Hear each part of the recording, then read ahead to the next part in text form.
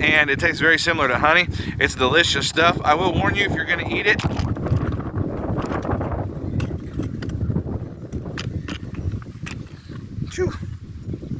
wind knocked my camera over like the fall of Babylon. So I will warn you, if you're going to eat it, do not eat that green part. Do not eat that green part at the very back. It'll be very bitter. I once was lost, oh, but now I am found.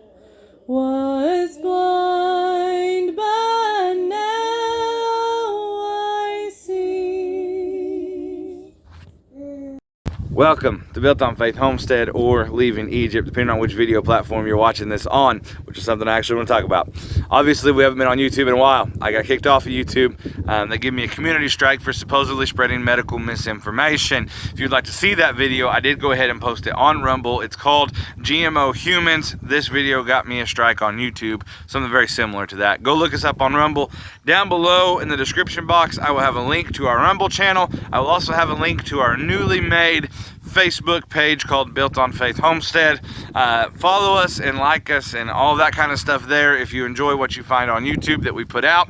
Because when we get another community strike, because I'm sure it will happen one of these days, and if it happens within a 90-day cycle, then I'll have 2 weeks of not being able to put videos on YouTube. When that happens, I cannot even let you guys know that that has happened unless you follow us on these other platforms, or maybe you follow my wife's channel called Modest Mom, where she will post or say something about me having a community strike, and that's why I haven't been on there. We've actually lost several subscribers since I got kicked off this last time, which, you know, it happens. It is what it is.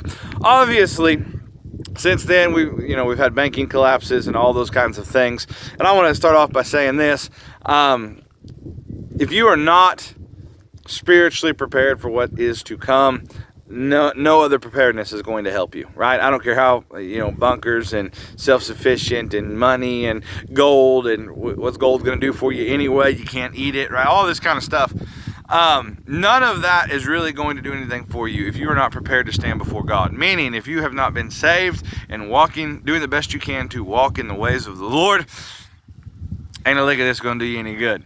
That being said, the Bible does predict food shortages and famines all across the land, one world governments, all those kinds of things. And that is something that this channel, we strive to show, and we strive to show you how to be prepared, not just spiritually, but also physically, right? What are some things we can do physically to be prepared for the days ahead? One of the greatest things I think you and I could both do is we could begin to understand the wild edibles that grow right around our region that we live in. I think that those MRE type foods, right? Buckets, to come in buckets a lot of times if you get a bunch of it, right? I think all that stuff's great. I think all that stuff would be awesome to have if you have the finances to buy it. But also, I recognize you're only going to be able to carry, let's say we're in a real mark of the beast situation, right? And let's say we're a little bit down the line in that mark of the beast situation where you can't pay taxes on your home and now you're having to live like a homeless individual, you and your family. How much of that kind of stuff can you really pack around and live in a homeless or nomadic style of life, right? It's going to be you're going to be able to carry some, but not a whole bunch of it, right? And so learning wild edibles that grow in your area could be a great benefit to you and I both. And one of the ones I want to talk about right now is the wonderful dandelion. I got the bloom here. I kind of butchered the plant. It's in pretty rough shape because we've had some cold temperatures again here the last few days, and I wasn't able to pull the root through. It wasn't quite wet enough, but the root itself is usable. The leaves are usable. The bloom is usable, and you can use it for lots of things. Before we're in a mark of the beast type situation, you can make jelly out of this, and it tastes very similar to honey. It's delicious stuff. I will warn you, if you're going to eat it,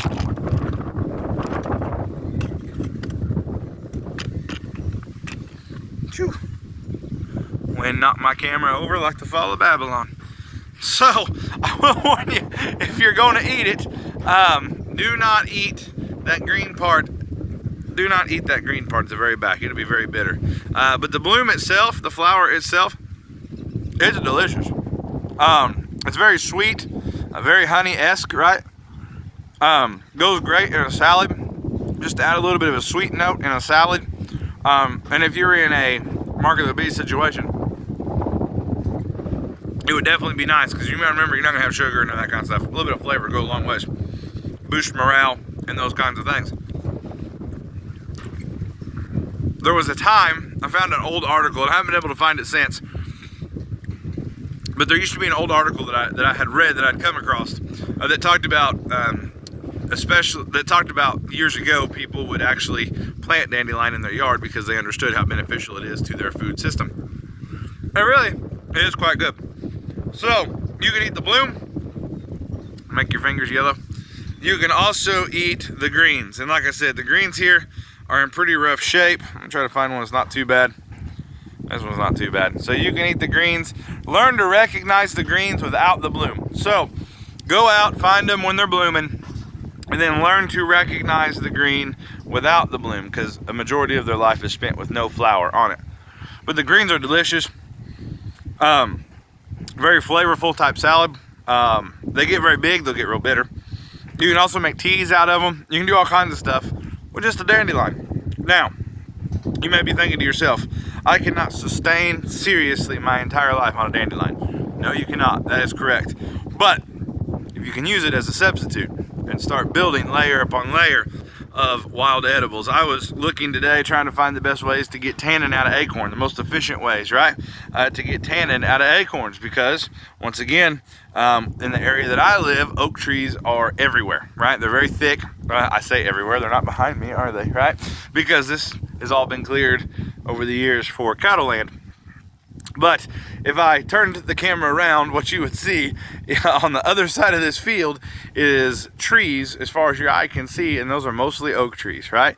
And those oak trees produce acorns. Those oak trees produce some other things I'm trying to learn about that are edible, right? Even the leaves very early in their life stage can be edible.